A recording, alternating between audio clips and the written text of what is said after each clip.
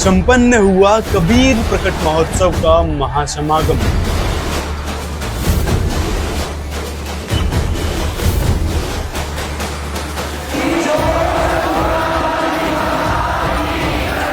जी हाँ, संत रामपाल जी महाराज के पावन सानिध्य में विशाल कबीर प्रकट महोत्सव का 3 दिवसीय समागम आज बड़े ही हर्षोल्लास के साथ समाप्त हुआ है।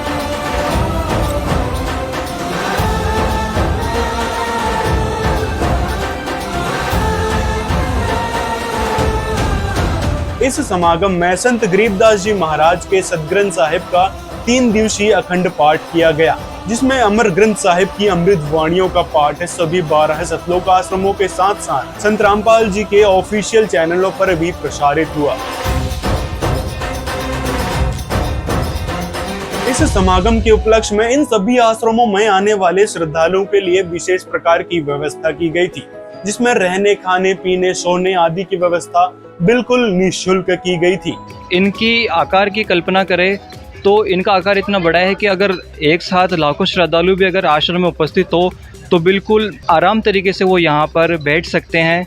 और जैसा कि आप देख सकते हैं यहाँ पे जो डोम बन रहे हैं इनमें काफ़ी लोग हैं जो तैयारियां कर रहे हैं, और इस स्फूर्ति के साथ में ये तैयारियां हो रही है तो निश्चित तौर पे ये कह सकते हैं कि जो 20, 21 और 22 तारीख को जो भंडारा होने वाला है, जो श्रद्धालु ने बताया कि यहाँ पे निःशुल्क पार्किंग की व्यवस्था की गई है, और साथ ही आप दूर से देख सकते हैं कि यहाँ पे आने जाने वाले श्रद्धालुओं के लिए बस की भी सुविधा की गई है। तो संत रामपाल जी महाराज जी के वाणियों की पूरी पोस्टर्स लगाई गई हैं। कहते हैं ना कि संत मिलन को चालिए तज माया अभिमान, जो जो कदम आगे रखे 100 यज्ञ समान। और साइड में जो ये फ्लैग्स है ये दर्शाता है कि जीव हमारी जाति है, मानव धर्म हमारा, हिंदू मुस्लिम सिख ईसाई धर्म नहीं कोई न्यारा। प्लेस आप देखिए उस स्थान की ओर, कितना सुंदर और मनोहर वो वातावरण लग रहा है, वो मौसम, वो जो प्रांगण है वो लग रहा है। What a beautiful decoration is being done and has been done by the follower of Sant Rampal Ji Maharaj. This is really looking amazing and fantastic. आपको मैं बताना चाहूंगा जो उसकी बारीकियां हैं जो डेकोरेशन की, वो भी बहुत शानदार हैं, और हर एक चीज को जब आप नजदीक से देखोगे बहुत ही शानदार एंड ब्यूटीफुली डेकोरेटेड। उस अमर ग्रंथ का यहाँ पर पाठ चल रहा है, ये अखंड पाठ होता है। वो उधर महिलाएं जो है पाठ कर रही थी, यहाँ पर पुरुष जो है बैठ के पाठ कर रहे हैं, और ये लगातार जो है 3 दिन तक पाठी बदलते रहते हैं, और ये पाठ यहाँ पर चल रहा है लगातार। आप देख रहे हैं तस्वीरें, और पाठ के ऊपर जो है जो अमर ग्रंथ साहिब है उसके ऊपर जो है चवर सेवा जो श्रद्धालु है वो आके करते हैं। सबसे पहले यहाँ पर व्हील चेयर्स रखे गए हैं, दिव्यांगों के लिए यहाँ पर व्हील चेयर्स हैं। Like if someone is physically challenged then he can just take the benefit of these all the wheelchairs and all। and उसके आगे हम जैसे जाते हैं वहाँ पर जूता घर नजर आ रहा है। इस समागम में विशाल भंडारे के सभी खाद्य सामग्री जैसे पूड़ी, रोटी, हलवा, सब्जी, दाल, चावल आदि भोज्य पदार्थों को शुद्ध देसी घी से तैयार किया गया था। साथ ही इस भंडारे में शुद्ध देसी घी से निर्मित लड्डू, जलेबी और बर्फी भी बनाई गई थी। पूरे विश्व को आमंत्रित किया गया है। अब आप देख सकते हैं इधर मिठाई की तैयारी पूरी चल रही है, उसको बनाया जा रहा है, उसको ठंडा किया जा रहा है, उसके मिठाई के पीस काटे जा रहे हैं, उसके बाद लगाया जा रहा है। आप देख सकते हैं कि हमारे पंडाल में कितनी जोरों शोरों से तैयारी चल रही है। वहीं सभी आश्रमों में पहुंचे श्रद्धालुओं की जनसंख्या को देखकर रोटी बनाने के लिए मशीनों का भी उपयोग किया गया था, जो कि 1 घंटे में 1000 से ज्यादा रोटियां बना देती थी। देश के अनुसार हम शुद्ध देसी घी में व्यंजन बनाते हैं। इसमें हमारा 4 बार लैब टेस्ट होता है, उसके बाद घी का बिल्कुल शुद्ध देसी घी में बनाते हैं, और बिल्कुल साफ सुथराई का ध्यान रखते हैं। गुरु जी के आदेश के अनुसार आप खुद ने देखा है कितनी अच्छी सफाई से ये व्यंजन तैयार होते हैं, और बिल्कुल शुद्ध घी में तैयार होते हैं। समागम के दौरान आध्यात्मिक प्रदर्शनी का भी आयोजन किया गया था, जिसमें 4 वेद, 6 शास्त्र, 18 पुराण, कुरान शरीफ, बाइबल, गुरु ग्रंथ साहिब समेत अन्य सदग्रंथ भी विद्यमान थे। साथ ही बड़े बड़े फ्लैक्सों के माध्यम से सर्व ब्रह्मांडों की सही जानकारी दी गई तथा सृष्टि रचनहार परमेश्वर से अवगत कराया गया। और साथ ही कबीर प्रकट महोत्सव के उपलक्ष्य में कबीर साहिब जी की झांकी भी बनाई गई थी, जो लहरतारा तालाब में कबीर साहिब जी स्वयं शरीर प्रकट हुए थे एक कमल के फूल पर, और नीरू नीमा को मिले थे, उसकी झांकी भी तैयार की गई थी। वहीं धनाना धाम में झोपड़ी इस प्रकार तैयार की गई थी, जहां कबीर साहिब जी एक धानक, एक जुलाहा की भूमिका निभा रहे हैं। ऋषि अष्टानंद जी जो लहर तारा तालाब के किनारे पर अपनी साधना करने रोज जाया करते थे, वो वहाँ सुबह रोज स्नान किया करते थे। तो एक दिन उन्होंने एक अलग तरीके का दृश्य देखा। वहाँ पर उन्होंने देखा जैसे आसमान में से कोई तारा टूटा और एक जो उस लहर तारा तालाब का जल है उसके अंदर समा गया। और थोड़ी देर के बाद उन्होंने एक प्रकाश देखा, उसमें उन्हें एक बच्चे का रूप दिखाई दिया। वो संत कबीर दास जी थे और वो स्वयं परमात्मा थे और वो इस तरीके से ही धरती पर आते हैं, ऐसा हमारे वेदों में लिखा हुआ है। हमारे वेद हमें यही बताते हैं कि जब भी पूर्ण परमात्मा धरती पर आते हैं तो वो एक बच्चे के रूप में आते हैं और वो किसी माँ से जन्म नहीं लेते। इन सारी व्यवस्थाओं को देखकर और विशेषकर आध्यात्मिक प्रदर्शनी को देखकर बहुत से लोग प्रभावित हुए और जगत गुरु तत्वदर्शी संत रामपाल जी से उन्होंने नाम दीक्षा ली। साथ ही इस महासमागम के दूसरे दिन 2 बड़े कार्यक्रम आयोजित किए गए। एक तो दहेज रहित शादी। संत रामपाल जी महाराज के सानिध्य में गुरुवाणी के जरिए 17 मिनट में सैकड़ों जोड़ों की दहेज रहित शादी करवाई गई, इन सभी 12 सतलोक आश्रमों में। इन शादियों में किसी भी प्रकार की फिजूल खर्ची ना ही की गई, ना ही दहेज का लेन देन हुआ, बल्कि ये विवाह बड़े ही सभ्य और साधारण तरीके से गुरुवाणी द्वारा 33 करोड़ देवी देवताओं की स्तुति करते हुए 17 मिनट में संपन्न हुए, जिन्हें संत भाषा में रमैणी कहा जाता है।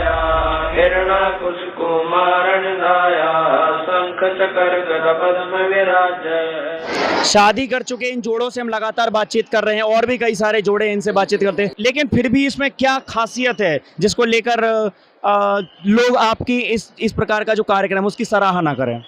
इसमें किसी प्रकार का आडंबर नहीं है और इसमें किसी प्रकार का हल्दी वगैरह या मेहंदी वगैरह नहीं लगता है और जो डीजे वगैरह बैंड वगैरह बजता है वो भी नहीं होता है। ये एक संत रामपाल जी महाराज की वाणी द्वारा एक सादा सिंपल शादी होती है। क्या कारण था कि आपके माता पिता राजी हो गए कि अपनी बेटे की शादी बिना दहेज के करेंगे और बेटी की शादी बिना दहेज दिए करेंगे? नहीं, ये जो हमारे गुरुजी का जो मिशन है उसमें ये है कि अपने को ये सारी जो पुरानी कुरीतियाँ हैं, जो पुरानी प्रथाएं हैं, उन सबको मिटाना है अपने को। तो इसीलिए हमने इसमें अपना एक नया कदम लिया है कि हम समाज से हटकर कुछ अच्छा करें, जिससे समाज को नया कुछ मैसेज मिले कि हाँ ऐसा भी कुछ हो सकता है, दहेज के बिना भी शादियाँ हो सकती हैं। मैं और मेरी बहन दोनों की शादी हुई है आज के आज इसी समापन में। आप कहाँ से हैं?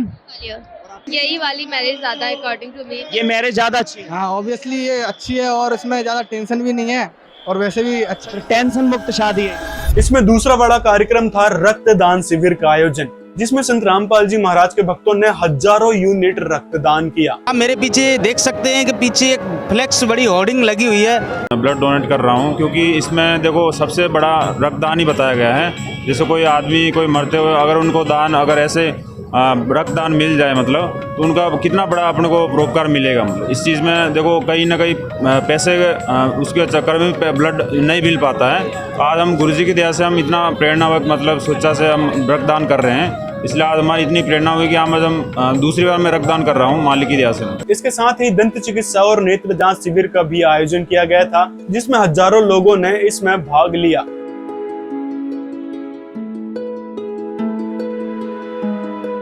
इस 3 दिवसीय विशाल समागम में कई सारे मुख्य अतिथि भी आए, जिसमें मंत्री, मुख्यमंत्री की माताजी,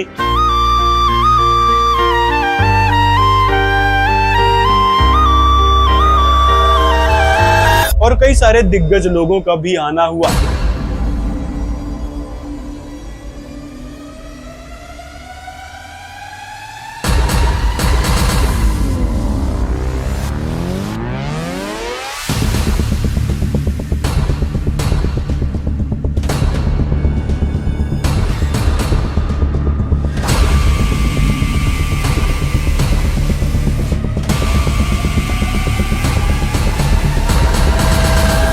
जिन्होंने संत रामपाल जी और उनके द्वारा चलाए जा रहे मिशन की बेहद सराहना की और साथ ही संत रामपाल जी के अनुयायियों के अनुशासन से बहुत ही प्रभावित हुए। RLD का पूर्व राष्ट्रीय सचिव हूँ और एडवोकेट हूँ पैसे से, और समाज सेवा का ही काम करते हैं ज्यादातर हम भी। वर्तमान में आपकी पार्टी तो केंद्र में और उत्तर प्रदेश में हर जगह मौजूद है, मंत्री भी आप।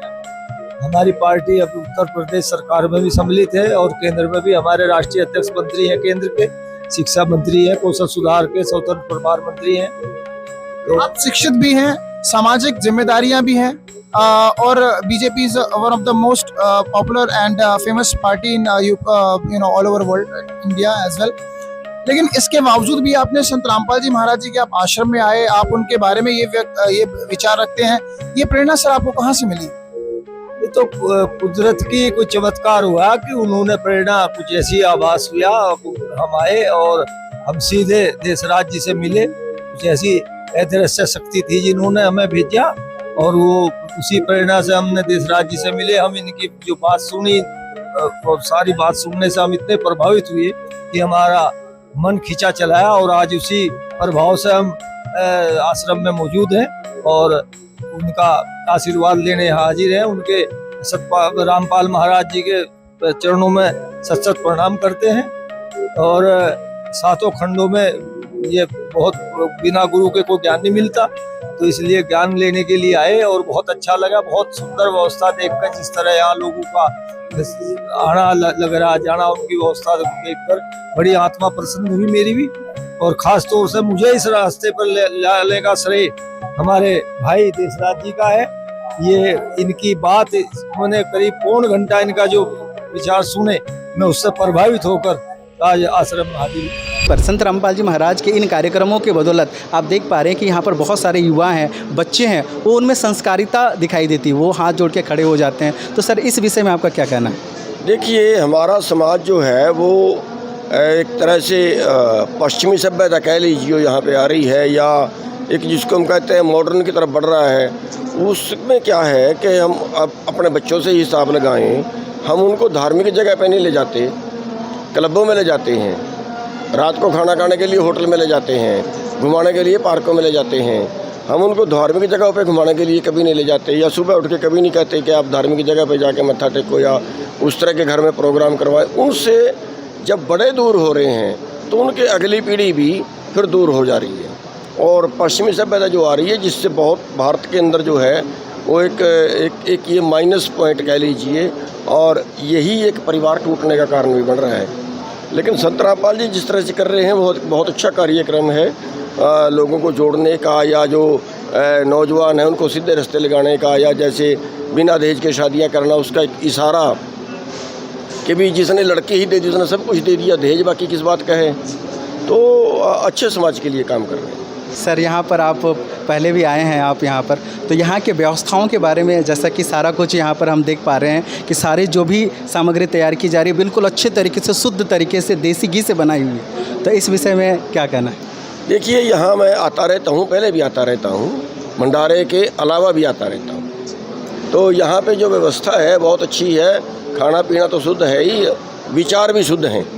जो ज़्यादातर जो बड़ी बात समाज के अंदर होती है वो एक शुद्ध विचार फैलाने की बात होती है, और यहाँ पे विचार भी शुद्ध हैं, खाना भी शुद्ध है, व्यवस्था भी शुद्ध है। तो आप किसी भी चीज को, किसी चेहरे को, किसी किताब को, किसी इंसान को देख के गलत सही का फैसला जब तक नहीं कर सकते, जब तक पूर्ण ज्ञान उसके बारे में नहीं कर लेते। क्योंकि लांछन किस पे लगता है? कार्य करने वाले पे, अच्छे इंसान पे। जो अपने घरों से ही नहीं निकलते उनको कौन बुरा बोलेगा? मेरा मानना ये है, सबसे पहले एक बार गुरु जी के धाम पे आए, गुरु जी के जो यहाँ की जो संगत है उसके साथ बैठ के अपने जीवन के 5 से 10 मिनट बिताएं और फिर वापस जाके फैसला करना अच्छा है बुरा। जी धन्यवाद सर, हमें आपसे बात करके काफ़ी अच्छा लगा। बहन जी, आपसे बात करके हमें काफ़ी सुकून मिला और यहाँ पे आके एक सौरभ जैसा एहसास हुआ। सदा ये होता है कि हर व्यक्ति अच्छा कार्य करना चाहता है, अच्छा बनना चाहता है, लेकिन उसके साथ एक नेगेटिव एनर्जी हमेशा उसके साथ चलती है। जितना बड़ा इंसान होगा, जितने बड़े फॉलोअर्स होंगे, उतना ज़्यादा ही उसको पनिशमेंट मिलेगा। जब अब कहने का मतलब है कि इंसान जब सत्य के मार्ग पे चलता है तो परेशानियों का सामना करना पड़ता है। तो सच है, बराबर हकीकत है ये बात। गुरु नानक देव को भी परेशानी का सामना पड़ा, कबीर साहब को भी, रविदास जी को भी सामना करना पड़ा, जितने भी सदगुरु हुए, यीशु मसीह को भी उस चीज़ का सामना करना पड़ा। लोगों ने उन्हें, है ना, उनको सूली पे चढ़ा दिया, लेकिन फिर भी उन्होंने कहा कि इनका भला हो और कल्याण हो। और आज जिन्होंने सूली पे चढ़ाया वही लोग उनकी पूजा कर रहे हैं। इस संसार का जो सबसे परम सत्य है, पूरे संसार का जो सबसे परम सत्य है, जिन लोगों ने भी, जिन संतों को, जिन महात्माओं को सूली पे चढ़ा दिया है, बाद में उनकी फोटो लगा के और उनके चरण धो के पिए, उनसे पंथ चला दिया और उनके नाम दिया और उनके नाम की रोटी खाते रहे। ये परम सत्य है, क्योंकि जिन्होंने नुकसान पहुंचाया वो जानते थे कि वो गलत हैं, वो जानते हैं कि वो गलत है, उन्होंने गलत कर्म किए हैं, और हमने बंदे को सूली पे चढ़ाया है। तो जब भी ऐसा होता है तो लोग पश्चाताप के लिए फिर उसकी पूजा करने लगते हैं और फिर उसी से मांगते हैं कि मेरा भला कर। संत रामपाल जी महाराज जी समाज हित के लिए बहुत ज़्यादा कार्य कर रहे हैं, जैसे दहेज मुक्त विवाह करवा रहे हैं और नशा जड़ से ख़त्म कर रहे हैं, उस बारे में आप क्या कहना चाहेंगे? बहुत अच्छी ये बात है। कोई भी अगर इसी प्रकार के संत महात्मा या कोई भी हमारे जो डेरे हैं, अगर इस प्रकार का परमार्थ कराते हैं, लोगों के दहेज मुक्त शादियां होती हैं, नशा मुक्त करवाने का काम करते हैं, लोगों को लोग घर बनवा के देते हैं, तो सफाई का काम अभियान चलाते हैं, पेड़ लगवाते हैं, रक्तदान करते हैं, तो इससे समाज में एक अच्छी प्रेरणा फैलती है। और मैं समझता हूँ कि ऐसे कार्य और काम करने से समाज को एक नई सेध देने का काम होता है। तो ये बहुत अच्छी बात है और इस प्रकार के परमार्थ हमें करते रहना चाहिए। और जो भी संत महात्मा इस प्रकार के कार्यक्रम चलाते हैं, हम उनको हमेशा सर झुकाते हैं उनके सामने। इस कबीर साहिब प्रकट दिवस के 627वें प्रकट महोत्सव के उपलक्ष्य में सभी आश्रमों में लाखों की तादाद में लोग पहुंचे। इसके बावजूद भी किसी भी प्रकार की अशांति देखने को नहीं मिली, बल्कि संत रामपाल जी महाराज के तत्वाधान में कबीर प्रकट दिवस का 3 दिवसीय महोत्सव बड़े ही शांतिपूर्वक संपन्न हुआ, जो कि भारत के अलावा Nepal, America, Canada, England, Australia, Belgium और संयुक्त राष्ट्र अमेरिका समेत दुनिया भर में मनाया गया। हम ये चीज़ आप बताएं कि बहुत सारे लोगों का ये आरोप है कि संत रामपाल जी महाराज खुद को अपने आप को भगवान बताने लगते हैं, स्वयंभू भगवान, ये लोगों का आरोप है, तो इसके बारे में आप क्या कहना चाहेंगे? देखिए, संत रामपाल जी महाराज जी ने कभी खुद को ये नहीं कहा कि मैं स्वयंभू भगवान हूँ। हाँ, मगर उन्होंने हमारे वेद, गीता, पुराण, कुरान शरीफ, बाइबल, गुरु ग्रंथ साहिब और अन्य कई सारे धर्म ग्रंथों से ये ज़रूर बताया है कि कबीर साहिब ही असली भगवान है, पूर्ण परमात्मा है। अन्य भगवान हैं मगर उतनी पूजनीय स्थिति में नहीं है, उनके अपने कुछ रोल है जो कि वो निभा रहे हैं, लेकिन पूर्ण परमात्मा सिर्फ कबीर परमेश्वर जी हैं। सब जन में एक बीज से सबकी मिट्टी एक।